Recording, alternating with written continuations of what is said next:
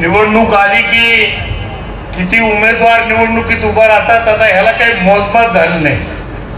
कोणी येतं आणि उभं राहतं, कोणी येतं पैशाच्या मस्तीवरती निवडणुकीत उभा राहतं, अशी परिस्थिती झाली दुर्दैवाने.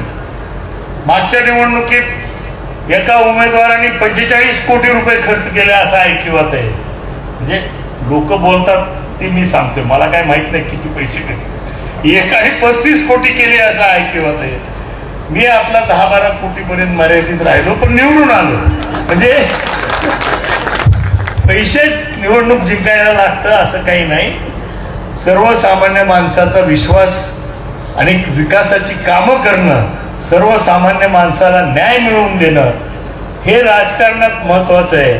पैसा हा दुय्यम ठरलेला आहे आणि म्हणून ती परिस्थिती पुढचे काही निवडणुकीमध्ये कायम राहील अशी अपेक्षा आपण करूया जयसिंग भैया.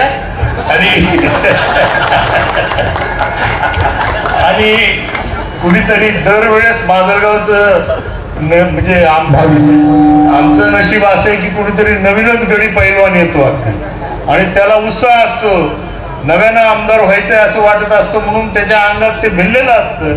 म्हणून ते म्हणतो लागू द्या पैसा किती लागला तसं त्याचं फेस मात्र आम्हाला करावं लागतं अशी परिस्थिती आहे.